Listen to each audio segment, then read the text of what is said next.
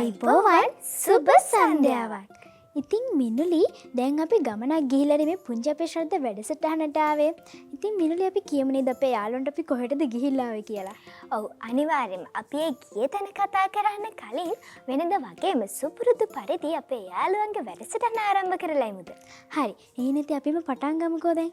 ඔව් එහෙනම් දැන් අපි මේ ආරම්භ කරන්න හදන්නේ ළමා ලෝකේ වර්ණවත් කරන හැඩ වැඩ කරන ඔයාලගේ ආසම ළමා රූපවාහිනී වැඩසටහන. මේ තමයි පුංචි අපේ ශ්‍රද්ධා. ඉතින් මම අමීෂා දෙව්දු. මම මිනුලි ටමීෂා.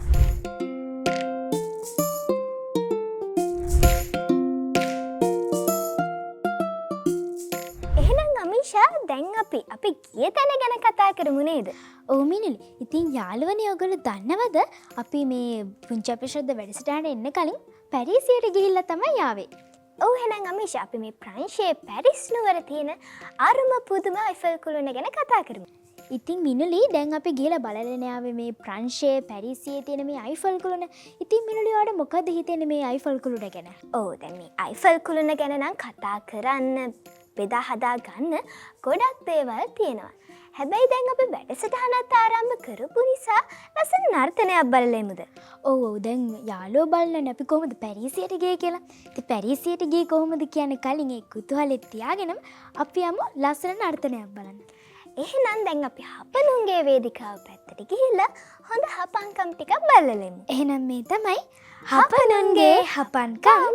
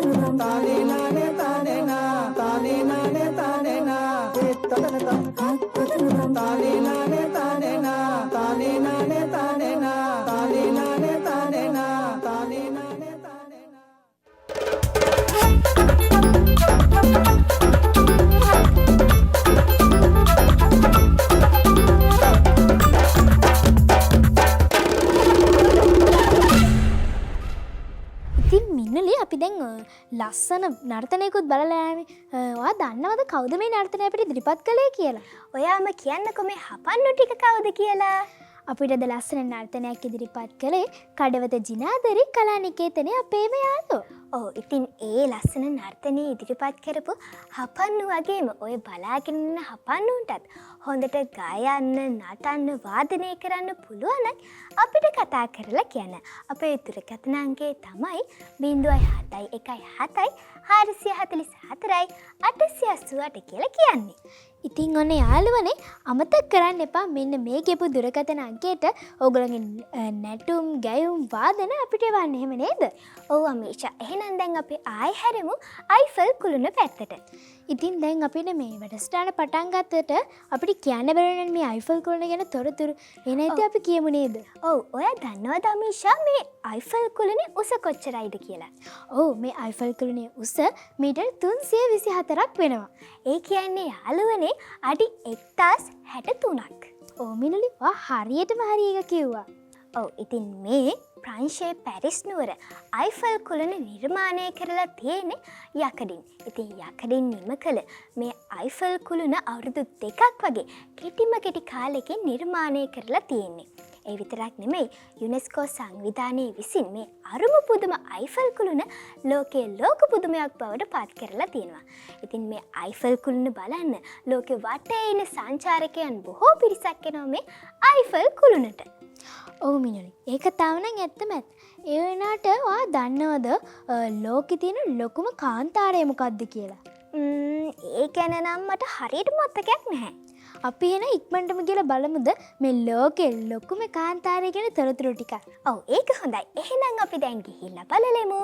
General knowledge.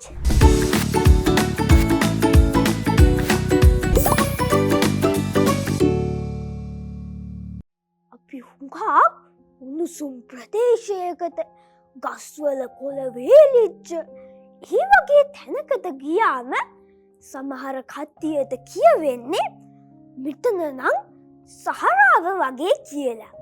ඉතින් ඒකෙන් අපිට තේරෙනවනේ සහරාව කියන්නේ මොන වගේ තැනක්ද කියලා.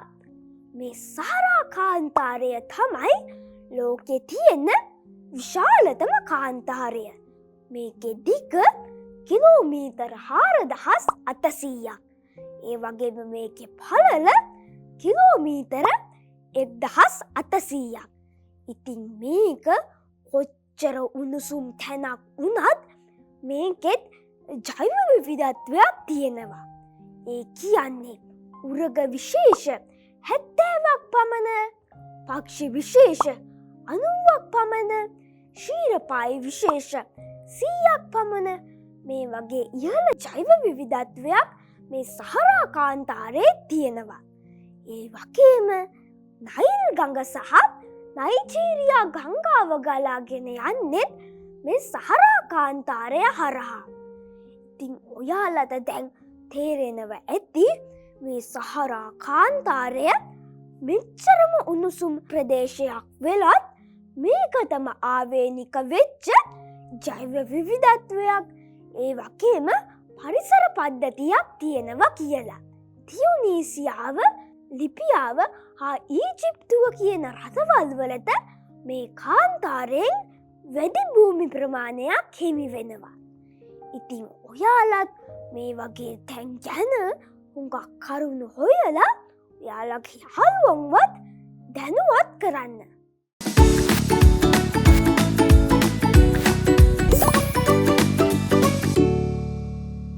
ඉතින් ඔන්න දැන් අපි ලෝකෙ තියෙන ලොකුම කාන්තාරය ගැන තොරතුරු හොයාගෙන ආවම ඉතින් දැන් අපි අයිෆල් කුළුණ ගැන කතා කරා.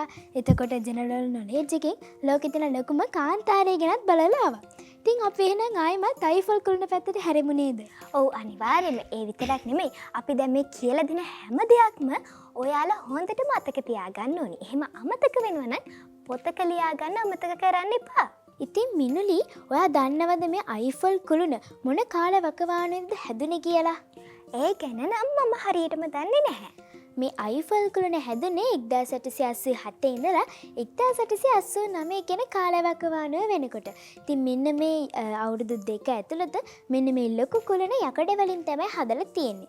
ඒ වගේම තමයි මිනුලි 1889 ඉඳලා 1930 වෙනකම් ලෝකයේ තිබෙන උස්සම කුළුණ තමයි මෙන්න මේ අයිෆල් කුළුණ කියලා කියන්නේ. ඔව්ව මිෂායි විතරක් නෙමෙයි මේ අයිෆල් කුළුණ නිර්මාණය කරන්නත් හේතුවක් තියෙන්න පයි.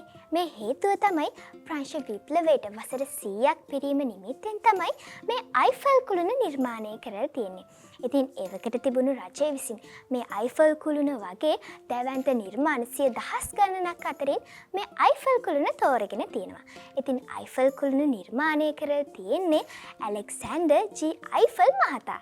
ඉතින් බලන්නක පුංචි යාළුවනේ අපේ මිනුලි අපිට ගොඩක් ලොකු ඒ වගේම වැදගත් තොරතුරුනේ කිව්වේ. බලන්නකෝ අපි දැන් කතා කරා මේ අයිෆල් කුළුණේ උස. එතකොට මේක ලෝකේ ලොකුම කුළුණ වෙලා තිබෙ මොන කාලවකවානුවේද කියලා අපි මේ වගේ ගොඩක් තොරතුරු දැන් ඔයගොල්ලොත් එක්ක බෙදාගත්තානේ. එතකොට දැන් අමීෂා ඔයා කැමතිද සුන්දර මිසරය ගැන තොරතුරු ටිකක් හොයාගෙන ඉන්න? ඉතින් ඒක ගැන හොයන්න නම් අපිට හෙට යන්න වෙනවනේ. නෑ අපිට යන්න ඕනේ. අපිට අහගෙන ඉන්න තමයි තියෙන්නේ. හරි එහෙනම් යන්කෝ බලන්න. ඔව් එහෙනම් දැන් අපි යමු. මේ තමයි පුංචි අපේ දැනුම් පොතට.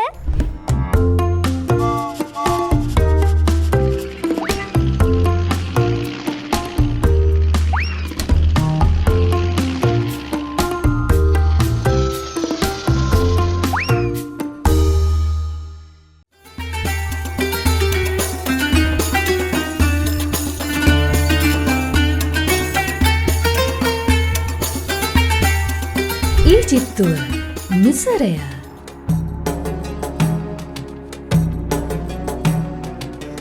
අද අපි ඔයාලට කියලා දෙන්න යන්නේ ඊජිප්තුව. එහෙම නැත්නම් මිසරය කියන සුවිශේෂී රට ගැනයි. මිසරය කියලා කියන්නේ විවිධ පුදුම සහගත නිර්මාණ රාශියක් ඉදිවූ අති දැවැන්ත නිර්මාණ රාශියක් ලොවට දායාද කළ සුන්දර රටක්. ඊජිප්තුව අප්‍රිකානු සහ ආසියානු මහද්වීප දෙකටම පැතිරී ඇති ස්වෛරීය රාජ්‍යයක් විදිහට හඳුන්වන්න පුළුවන්. කෝටි 10කට ආසන්න ජනගහනයක් වෙසෙන ඊජිප්තුව අතීත ශිෂ්ටාචාරයකට උරුමකම් කියන සුන්දර රාජ්‍යයක් විදිහට හඳුන්වන්නත් පුළුවන්.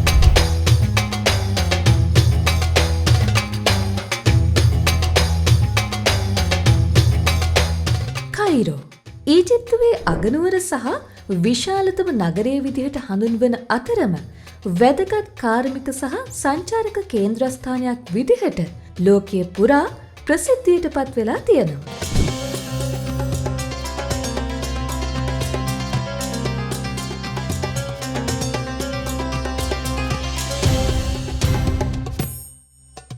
මිසර ශිෂ්ටාචාරයට දීර්ඝ ඉතිහාසයක් ඇති අතර ඊජිප්තුවේ ඇති නයිල් ගංගාව ආශ්‍රිතව බිහි වූ කෘෂිකාර්මික ජනජීවිතයත් ඒ ආශ්‍රිතව බිහි වූ දැවැන්ත ගොඩනැගිලි නිර්මාණ ආදියත් නිසා ලෝකයේ අති දැවැන්ත විශ්මිත නිර්මාණ රාශියක් බිහි වූ රාජ්‍යයක් ලෙස ප්‍රසිද්ධියට පත් වෙලා තියෙනවා.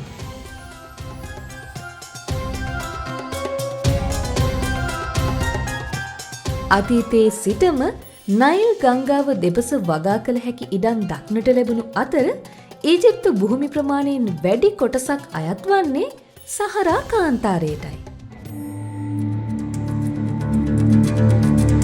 ඊජිප්තු ශිෂ්ටාචාරය ගැන කතා කරනකොට අපිට මුලින්ම මතක් වෙන්නේ එහි නිර්මාණය කරලා තියෙන අති දැවැන්ත විශ්මිත නිර්මාණ ගැනයි.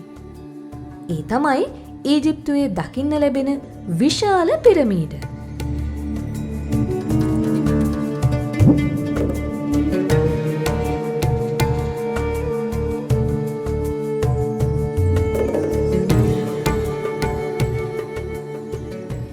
ඊජිප්තුව තුළ පිරමීඩ 130ක් පමණ දකින්න ලැබෙන අතර ඒවා විවිධ ප්‍රමාණවලින් යුක්ත වෙනවා. ඊජිප්තු ජන සමාජය තුළ රටේ වැදගත්ම පුද්ගලයා විදියට හැඳින්වුණේ රජතුමායි. ජනතාව රජතුමා රටේ පාලකයා වගේම උතුම් පුද්ගලයෙක් විදිහට හැඳින්වුවා. ඊජිප්තු රජතුමා පාරාවෝ යන නමින් හැඳින්වූ අතර ඊජිප්තුව තුළ ඉතා ප්‍රසිද්ධ වගේම සුවිශේෂී රජවරුන් ගැන තොරතුරු වාර්තා වෙනවා. ඒ අතර රෑමසේස්, කුෆු, අක්හෙනතන්, නෙෆටිට් රෙජින, ටූටන් කාමන් යන රජවරු ඉන් කිහිප දෙනෙක් විදිහට හඳුන්වන්න පුළුවන්. ඒ වගේම මිසරේ අවසාන පාරාවෝවරයා විදිහට සැලකෙන්නේ සුප්‍රකට රාජකීය කාන්තාවක් වූ 7 වන ක්ලියෝපැට්‍රා රෙජිනයි.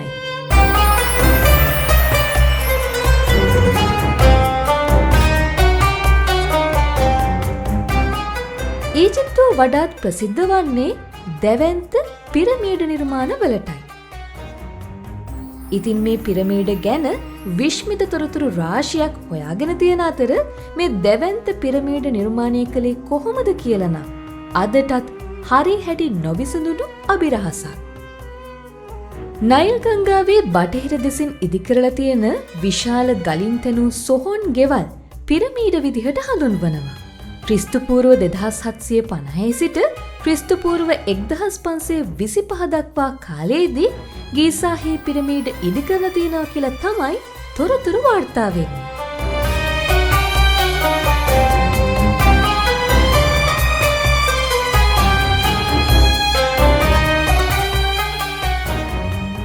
මේ පිරමීඩ වලින් කුෆු පාරාවෝවරයා වෙනුවෙන් ඉදිකළ පිරමීඩය ලොව තියෙන විශාලතම පිරමීඩය විදිහට හඳුන්වනවා. එහි පාදම අක්කර 13ක වපසරියක් පුරා පැතිරිලා තියෙනවා. ඒ වගේම උස අඩි 481ක් පමණ වෙනවා. බලන්නකො පුංචි යාළුවනේ, හිතාගන්නවත් බැහැ නේද මේකේ විශාලත්වය?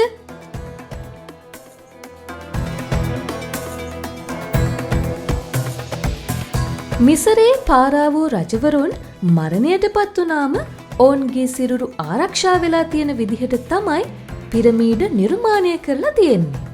මියගිය පාරාවෝ වරුන්ගේ සිරුර ආරක්ෂා වෙන විදිහට සකස් කරලා තමයි පිරමීඩ ඇතුලෙන් තැන්පත් කරලා තියෙන්නේ. ඉතින් මේ ක්‍රියාවලිය මමිකරණය කියලා තමයි හඳුන්වන්නේ. සුවිශේෂී විදිහට මමිකරණය කරපු රජවරුන්ගේ සිරුරු මේ පිරමීඩ තුලින් හමු වෙලා තියෙනවා.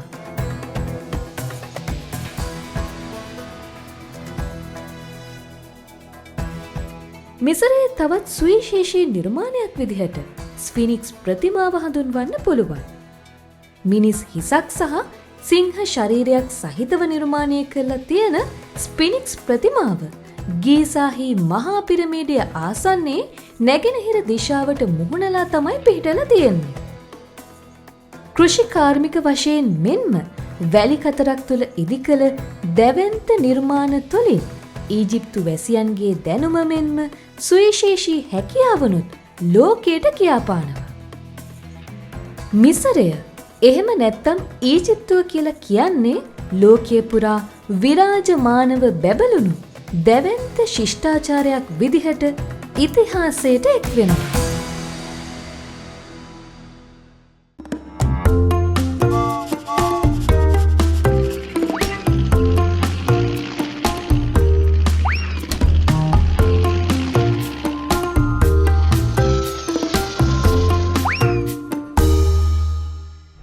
බලන්න කාලනේ විශේෂාංග ඉවරුණාට පස්සේ තමයි මට තේරුනේ මිනුලි මෙච්චර වෙලා කියලා තියෙන විශේෂාංගයක් ගැන කියලා. මම මෙච්චරලා හිතාන් හිටියේ අපිට මිසරේ හොයාගෙන යන්න වෙයි කියලා. ඉතින් අපි පුංචි අපේ දැනුම් පොත තියෙනකන් අපිට එහෙම හොයාගෙන යන්න ඕනේ නැහැ. ඔව් ඔව් මිනුලි ඒ කතාව නම් ඇත්ත. ඉතින් දැන් අපි මෙහෙම ගොඩාක් විස්තර කතා කරානේ. අපි දන්නේම නැතුව අපේ යාළුවන්ගේ ගෙදරින් යන්න වෙලාවත් ඇවිල්ලා. ඉතින් ඔයාට තියෙනද යාළුවන්ට අද මොනවා හරි මතක් කරන්න? ඔව් අනිවාර්යයෙන්ම අද අපි අයිෆල් කුළුණ ගැන, ඒ වගේම මිසරය ගැන, ලෝකයේ ලොකුම කාන්තාරය ගැන මේ වගේ ගොඩක් දේවල් ගැන කතා කරා. ඉතින් ඔයාලා මේවා හොඳට මතක තියාගන්න. එහෙම අමතක වෙනවනම් මම ඉස්සෙල්ලා කිව්වා වගේ පොතක සටහන් කරගන්න. ඉතින් මේ වගේ දේවල් කවදාවත් අමතක කරන්න එපා. මේ වගේ දේවල් ඔයාලට හැමදාම අවශ්‍ය වෙනවා. ඉතින් මිනුලි දැන් නම් ඔන්න අපිට යන්න වෙලාව හරි. එහෙනම් ඉතින් දුකෙන් වුණත් අපිට අපේ යාළුවන්ගේ නිවසෙන් සමුගන්න වෙනවා. ඔව් ඉතින් යාළුවනේ අදට අපි ඔයාලගේ ගෙදරින් ගියාට ඊළඟ දවසෙත් අනිවාර්යයෙන්ම හවස 5ට ඔයාලගේ ගෙදරට එනවා. එහෙනම් යාළුවනේ අපි ගිහිල්ලා එන්නම්. ඔයාලා හැමෝටම තෙරුවන් සරණයි. නමෝ බුද්දාය.